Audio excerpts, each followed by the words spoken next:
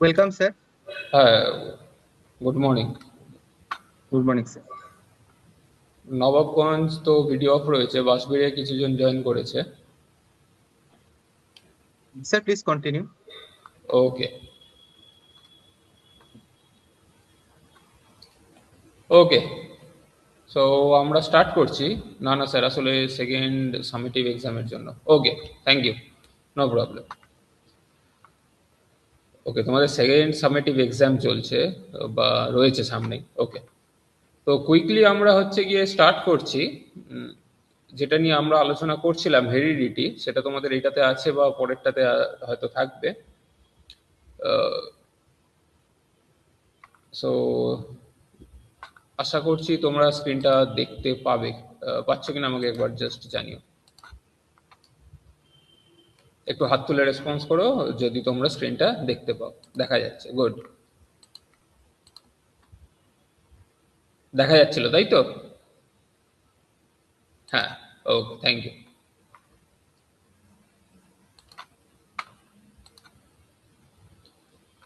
ওকে, সম্পূর্ণ প্রকটতা নিয়ে আমরা হচ্ছে গিয়ে আগের দিনকে কিছু আলোচনা করেছিলাম। যেমন হচ্ছে গিয়ে তোমরা দেখেছিলে যে মোটর গাছের লম্বা এবং বেটে বৈশিষ্ট্যগুলো।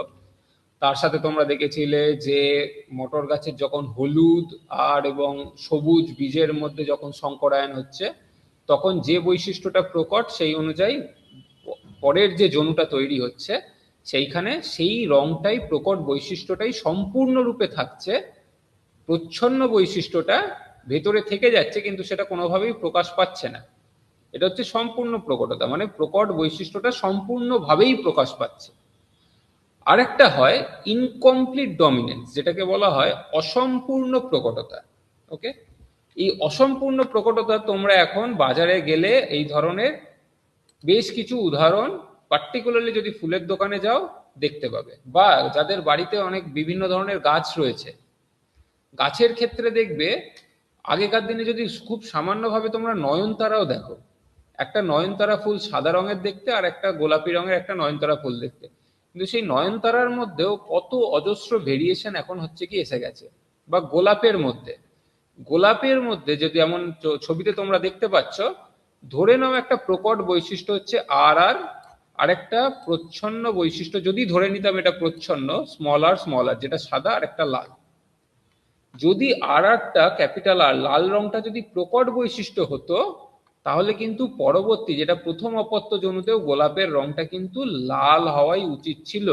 বা যদি সাদাটা হচ্ছে কি প্রকট বৈশিষ্ট্য হতো, তাহলে প্রথম অপত্য জনুতেও কিন্তু পুরো গোলাপটা সাদা রঙেরই হওয়া উচিত ছিল।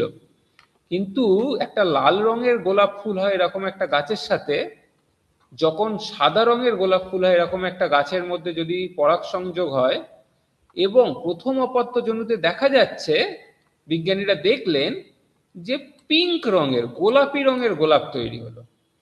তার মানে প্যারেন্টাল জেনারেশন, যেটা পি জেনারেশন বলা হয়েছে, মানে প্যারেন্টাল, প্যারেন্টস কাকে বলে, জনিত্রী, জনক যারা, বাবা মা। তো প্যারেন্টাল জেনারেশনে কি হচ্ছে, যে বৈশিষ্ট্যটা ছিল সেটা সম্পূর্ণরূপে প্রকাশ পাচ্ছে না প্রথম অপত্য জনুতে কোনোটাই। তার পরিবর্তে মাঝামাঝি একটা বৈশিষ্ট্য হচ্ছে গিয়ে প্রকাশ পাচ্ছে। যেমন লাল আর সাদা মিলে কি হয়ে গেল, হঠাৎ করে একটা পিঙ্ক গোলাপের গাছ তৈরি হয়ে গেল, যে গাছটা থেকে শুধুমাত্র পিঙ্ক রঙের গোলাপ হয়। ঠিক আছে, আবার এই রকমই দুটো পিঙ্ক গোলাপের মধ্যে যদি স্বপরাগ সংযোগ করা হয়, সেলফ ফার্টিলাইজেশন, তখন আবার দেখা যাচ্ছে, কারণ চেকার বক্সে তোমাদের মনে আছে নিশ্চয়ই, যদি আমি একটা মেল এবং ফিমেল প্রথম অপত্য জনু এই গোলাপটাকে নিয়ে করি, দুটো এরকম দুটো পিঙ্ক গোলাপ, তাহলে এর গ্যামেট কি হবে, একটা হবে ক্যাপিটাল আর, আর একটা হবে হচ্ছে গিয়ে স্মল আর। তো এখানে যদি আমি চেকার বোর্ডটা করি, যেমন এখানে দেখতে পাচ্ছ,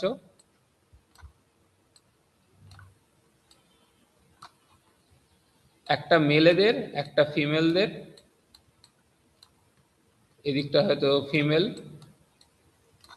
গ্যামেট গুলো কি কি, একটা গ্যামেট ক্যাপিটাল আর, আর একটা গ্যামেট স্মল আর, যেমন নিচেও দেখতে পাচ্ছ, আর একটা গ্যামেট ক্যাপিটাল আর, আর একটা গ্যামেট স্মল আর। তাহলে এইখানে দেখা যাচ্ছে দুটো গোলাপি রঙের গোলাপ গাছ থেকে যদি আবার পরাগ সংযোগ করা হয় সেলফ ফার্টিলাইজেশন, দ্বিতীয় অপত্যজনু F2 জেনারেশনে আবার হঠাৎ করে লাল রঙের, ডিপ লাল রঙের, গাঢ় লাল রঙের গোলাপটা আবার একটা ফিরে এলো। আবার যে নতুন গাছগুলো হলো তার মধ্যে একটা গাছ হচ্ছে গিয়ে দেখা যাচ্ছে পুরো, যেটাতে পুরোপুরি সাদা রঙের গোলাপ হয়। মানে ভাবো দুটো পিঙ্ক রঙের গোলাপের মধ্যে সব পরাগ সংযোগ হলো গোলাপ গাছের মধ্যে, কিন্তু পরের জেনারেশনে দেখা যাচ্ছে একটা খুব গাঢ়, মানে যেটা লাল রঙের গোলাপ হয় সেরকম একটা গাছ তৈরি হচ্ছে, সেখানে একটা সাদা রঙের গাছ হওয়ার সম্ভাবনা রয়েছে। আবার পরবর্তী যে দানাগুলো রয়েছে বা যেখান থেকে গাছ হচ্ছে সেখানে হচ্ছে গিয়ে দেখা যাচ্ছে যে পিঙ্ক কালারের গাছও হচ্ছে। তো এইটাই হচ্ছে বিউটি, যেটা হচ্ছে গিয়ে এটাকে বলা হচ্ছে ইনকমপ্লিট ডমিনেন্স, মানে অসম্পূর্ণ প্রকটতা। কোনো একটা বৈশিষ্ট্য আগে যেটা তোমরা পড়েছিলে যে পুরোপুরি মিশে যায় না, পরবর্তী জনুতে ছড়িয়ে পড়ে, ঠিক সেইখানে এটা হচ্ছে গিয়ে একটা ব্যতিক্রম। মেন্ডেলের যে জেনেটিক্সের যে থিওরি দুটো উনি বলেছিলেন, যে মতবাদগুলো দিয়েছিলেন, তার একটা ব্যতিক্রম হচ্ছে কি অসম্পূর্ণ প্রকটতা, যে সবসময় সব বৈশিষ্ট্যই যে সম্পূর্ণরূপে প্রকটভাবে বা প্রচ্ছন্নভাবেই থাকবে তা নয়, তার বদলে কিছু বৈশিষ্ট্য কি হতে পারে, কিছু বৈশিষ্ট্য দুটো মিলে গিয়ে একটা নতুন বৈশিষ্ট্য তৈরি করতে পারে, যেটা হচ্ছে গিয়ে অসম্পূর্ণ প্রকটতা। ওকে, আজকের মেন হচ্ছে গিয়ে পরবর্তী অন্য আর একটা আমরা বিষয় নিয়ে আলোচনা করব, সেটা হচ্ছে গিয়ে এবারে মানুষের। আমরা আগের দিনকে গাছ দেখেছি, মটর গাছ, তারপরে হচ্ছে গিয়ে আমরা দেখেছি হচ্ছে কি গিনিপিগে কি ধরনের হচ্ছে, দুটো কালো রঙের আর একটা হচ্ছে গিয়ে খড়খড়ে লোমযুক্ত গিনিপিগের মধ্যে যদি দ্বিসংকর জননের পরীক্ষা। অসম্পূর্ণ প্রকটতায় কি ধরনের হচ্ছে গিয়ে একসংকর জনন হলে কি হবে, সেটার একটা অসম্পূর্ণ প্রকটতার উদাহরণ তোমরা গোলাপ ফুল গাছের দেখলে। একসংকর জনন কেন, কারণ একটাই মাত্র বিপরীতধর্মী বৈশিষ্ট্য নিয়ে আগের উদাহরণটা তোমরা দেখলে। এতে কি ছিল, একটাই মাত্র বিপরীতধর্মী বৈশিষ্ট্য, সেটা রং। দ্বিসংকর জননে কি ছিল, দুটো বিপরীতধর্মী বৈশিষ্ট্য নিয়ে। আর এখন আমরা যেটা দেখছি, জেন্ডার ডিটারমিনেশন ইন হিউম্যান, মানে মানুষের লিঙ্গ কিভাবে নির্ধারিত হয় একটা জেনারেশন থেকে পরবর্তী জেনারেশনে। ধরো তোমরা যারা বসে রয়েছো, যারা ছেলেরা, বাবা মায়ের থেকে ছেলেরা হলো বা মেয়েরা হলো, সেটা হচ্ছে গিয়ে কিসের বেসিসে ডিটারমাইন্ড হয়। ওকে, মানুষের ক্রোমোজোম সংখ্যা কত, এনিওয়ান?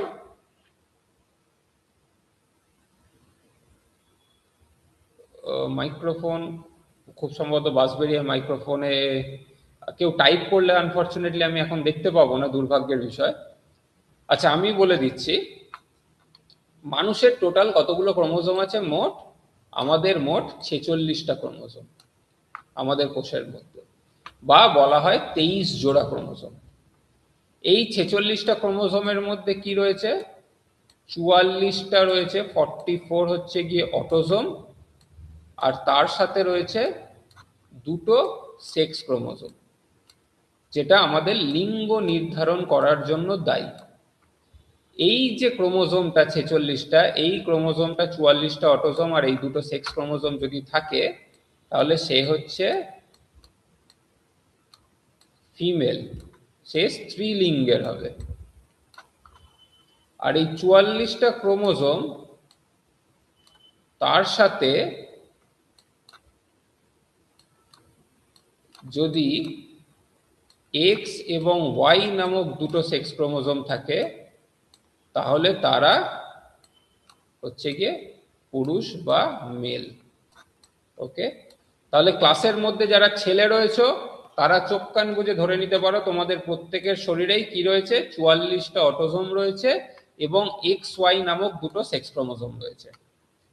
আর যারা মেয়েরা, তাদের প্রত্যেকের শরীরে কি রয়েছে, একই 44টা ক্রোমোজোম রয়েছে, যার মধ্যে শরীরের বিভিন্ন জিন রয়েছে, আর তার সাথে কি রয়েছে, এক্স এবং এক্স নামক দুটো সেক্স ক্রোমোজোম রয়েছে।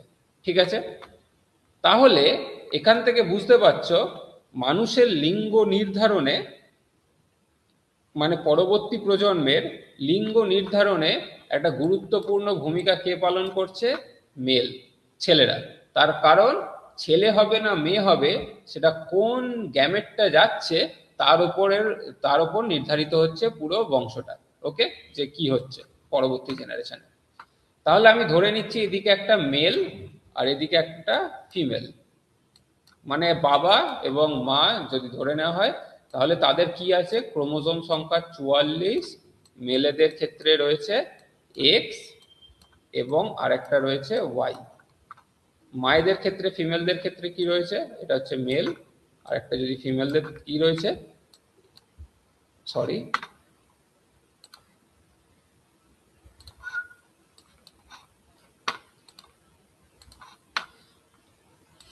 ফোর অটোজোম প্লাস এক্স এবং এক্স সেক্স ক্রোমোজোম। ঠিক আছে, তাহলে এই মেলেদের যে শুক্রাণু হবে, যে গ্যামেট হবে, সেটার মধ্যে কি হয়, ক্রোমোজোম সংখ্যা ঠিক অর্ধেক হয়ে যায়। ঠিক আছে, শুক্রাণু এবং ডিম্বাণুর মধ্যে ক্রোমোজোম সংখ্যা হচ্ছে গিয়ে অর্ধেক হয়ে যায়। তো সেখানে কি কি ধরনের গ্যামেট তৈরি হবে, মেলেদের ক্ষেত্রে হতে পারে 22 প্লাস এক্স, আর একটা হবে 22 প্লাস ওয়াই। কিন্তু এখানে একটা ইন্টারেস্টিং কথা বলে রাখি, যে কোনো মেল বা ফিমেলের গ্যামেট তৈরির সময় কোনো কারণে ভুলবশত যদি এখানে এক্স এক্স ওয়াই বলে একটা জিনিস তৈরি হয়ে যায়, যেটা তোমরা এইমাত্র দেখতে পাচ্ছ স্ক্রিনেতে, তাহলে কি হবে, তাহলে কিন্তু বেশ কিছু রোগের সৃষ্টি হতে পারে। সেটা আমি একটু বাদে বলছি, আপাতত আমরা ধরছি স্বাভাবিক নিয়মে কি হয় ম্যাক্সিমাম আমাদের প্রকৃতিতে। এটা যে কোনো অ্যানিমালের ক্ষেত্রেও কিন্তু একই কথা প্রযোজ্য, শুধুমাত্র কি একটা গরুর ক্ষেত্রে, একটা ছাগলের ক্ষেত্রে, একটা ঘোড়ার ক্ষেত্রে, সবার ক্ষেত্রে, একটা হাতির ক্ষেত্রেও কিন্তু সেম প্রসেসটা, শুধু ক্রোমোজোম সংখ্যাটা পাল্টে যায়। ওকে, মানুষের ক্রোমোজোম সংখ্যা 46, ঘোড়া, হাতি, বেড়াল, কুকুর এদের কিন্তু ক্রোমোজোম সংখ্যা অন্য। ওকে, তাহলে এখানে ফিমেলদের ক্ষেত্রে কি হলো, মানুষের ক্ষেত্রে 22 প্লাস এক্স, যে ডিম্বাণুটা তৈরি হচ্ছে 22, 22টা অটোজোম আর একটা মাত্র সেক্স ক্রোমোজোম থাকে। ঠিক আছে, এগুলো কি হলো, মেলেদের ক্ষেত্রে এগুলো স্পার্ম বা শুক্রাণু, ফিমেলদের ক্ষেত্রে হচ্ছে কি ডিম্বাণু। তাহলে ইন্টারেস্টিং ব্যাপার, এবারে যদি কোনো কারণে 22x শুক্রাণুটার সাথে 22x ডিম্বাণুটা মেলে, তাহলে যে অপত্য মানে নতুন যে জেনারেশন তৈরি হবে, যে সন্তান হবে, তার শরীরে কি কি রইল, 44 প্লাস এক্স এবং এক্স।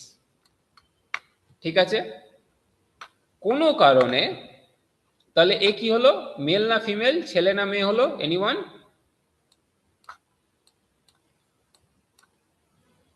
দিস ইজ ফিমেল, মেয়ে হলো। যদি কোনো কারণে অন্য একটা কালার ইউজ করছি, সেম শুক্রাণুটার সাথে অন্য আরেকটা ডিম্বাণু মেলে, তাহলেও কি হলো, 44 প্লাস এক্স এক্স। তাহলে এও কি হলো, এও মেয়ে হলো, স্ত্রী, ফিমেল, কন্যা সন্তান হলো। কোনো কারণে 22x এর সাথে যদি এই 22y এর সাথে 22x মেলে, তাহলে 44 প্লাস এক্স এবং ওয়াই। ওয়াইটা বাবার থেকে এলো, এক্সটা মায়ের থেকে এলো। এখন এই যে 46টা ক্রোমোজোম হলো, 44টা, এক্সটা 45, ওয়াইটা 46, এই 46-এর মধ্যে 44টা অটোজোম এবং এক্স ওয়াই সেক্স ক্রোমোজোম। এইবারে কি তৈরি হলো, একটা পুত্র সন্তান হলো, দ্যাট ইজ মেল। অথবা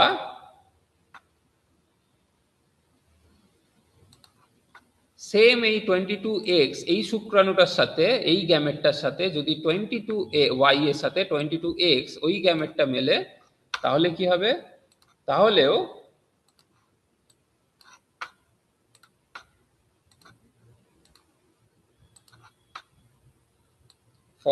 ফোর প্লাস এক্স এবং ওয়াই, এও কি হলো, এও ছেলে হলো। তাহলে ভাবো প্রকৃতির কি অদ্ভুত নিয়ম, সেটা হচ্ছে পুরোপুরি একটা মেল এবং ফিমেলের মধ্যে যদি বাবা মায়ের থেকে সন্তান কি হতে পারে, 50%, অর্ধেক হচ্ছে গিয়ে ফিমেল হওয়ার সম্ভাবনা থাকে, কন্যা সন্তান হওয়ার, এবং অর্ধেক সম্ভাবনা থাকে, মানে 50% চান্স থাকে হচ্ছে গিয়ে 50% চান্স থাকে কি ছেলে হওয়ার। এটা পুরো 50-50 একটা চান্স যে ছেলে হবে না মেয়ে হবে। ওকে, তাহলে এই ছেলে হওয়া এবং মেয়ে হওয়াটাতে গুরুত্বপূর্ণ ভূমিকা লিঙ্গ নির্ধারণে, যে গুরুত্বপূর্ণ ভূমিকাটা কে পালন করছে, লিঙ্গ নির্ধারণে গুরুত্বপূর্ণ ভূমিকা কিন্তু মেল বা ছেলে বা বাবারা কিন্তু পালন করছে। কারণ বাবাদেরই একমাত্র বা ছেলেদেরই একমাত্র সেক্স ক্রোমোসোম যেটা রয়েছে সেটা পুত্র বা কন্যা হওয়ার জন্য আলাদা আলাদা রয়েছে। মহিলাদের ক্ষেত্রে বা মেয়েদের ক্ষেত্রে, মায়েদের ক্ষেত্রে কি হচ্ছে, তাদের কিন্তু দুটো সেক্স ক্রোমোসোমই একই সেক্স ক্রোমোসোম, হোমোজাইগোস বলা হয়। আর মেলদের ক্ষেত্রে কি, ছেলেদের ক্ষেত্রে সেটা হেটেরোজাইগোস। সেই কারণে আগেকার দিনে বেশ কিছু কুপ্রথা বা কিছু অপবাদ ছিল। তোমরা সায়েন্স নিয়ে, বিজ্ঞান নিয়ে পড়ছো, তোমাদের এই জিনিসটা খুবই জানা দরকার, যে লিঙ্গ নির্ধারণে কিন্তু কোনো মহিলার কোনো হচ্ছে কি কোনো ভূমিকা থাকে না। ছেলে হবে না মেয়ে হবে, ছেলে হবে না মেয়ে হবে, এটা পুরোপুরি ডিটারমাইন করছে কোন শুক্রাণুটা বাবার থেকে আসছে, সেটা যেটা ডিম্বাণুকে ফার্টিলাইজ করছে বা নিষিক্ত করছে, সেটা কোনটা। সেটা যদি 22+X হয়ে থাকে তাহলে শুক্রাণু হয়ে থাকে, তাহলে যেটার মধ্যে 22+X ক্রোমোসোমটা রয়েছে, তাহলে সেটা হচ্ছে কি কন্যা সন্তানই হবে। কিন্তু শুক্রাণুর মধ্যে যদি 22+Y হয়ে থাকে, সেই শুক্রাণুটা গিয়ে হচ্ছে কি একটা ফিমেল ডিম্বাণুকে হচ্ছে কি নিষিক্ত করছে, তাহলে কিন্তু সেটা ছেলে হবে।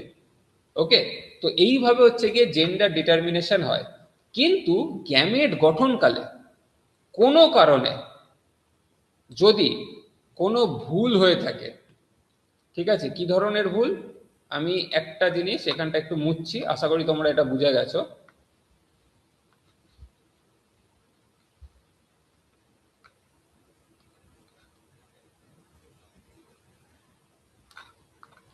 কোনো কারণে একটা ভুল এমন হলো যে এই ওয়াইটা এখানে না গিয়ে এটার সাথেই রয়ে গেল, মানে হয়ে গেল গ্যামেটটা 22+XY।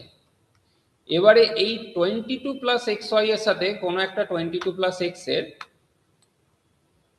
কি হয়ে গেল, 44+XXY, এইরকম একটা কিছু তৈরি হলো।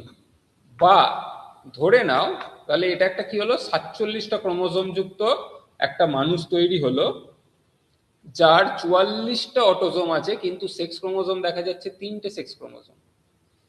অথবা কোনো কারণে, হ্যাঁ যেটা, তো এই যে সিচুয়েশনটা, তাহলে এটা কি হয়, অনেক সময় এটা একটা রোগের কারণ বলা হয় ক্লিনিক্যালি।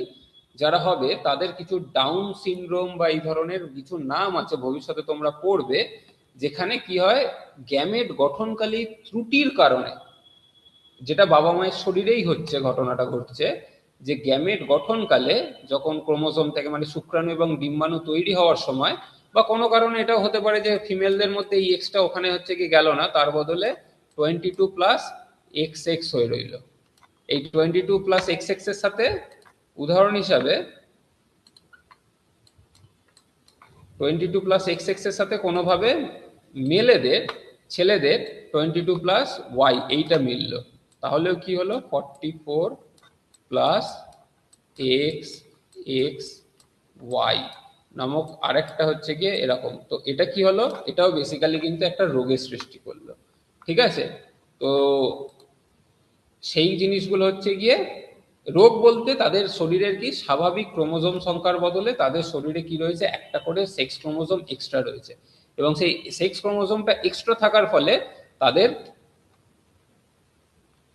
বুদ্ধি, বিকাশ সবকিছুই হচ্ছে গিয়ে অন্য রকমের হয়, ডিফারেন্ট হয়। ঠিক আছে, সেটা রকম একটা ক্লাসিক উদাহরণ হচ্ছে গিয়ে, সেটার নাম হচ্ছে গিয়ে ডাউন সিনড্রোম। ওকে, তো আজকের মতো এই পর্যন্তই। পরবর্তী ক্লাসে তোমাদের সময় হয়ে গেছে, তো কারোর কোনো কোশ্চেন, আশা করি তোমরা জেন্ডার ডিটারমিনেশন বা মানুষের লিঙ্গ নির্ধারণ কিভাবে হয় সেটা তোমরা বুঝতে পেরেছো। So any question, any doubt, any question, কারোর কোনো প্রশ্ন আছে না? তাহলে দুজন হাত তুলেছে, তোমরা মাইক্রোফোন অন করে বলতে পারো।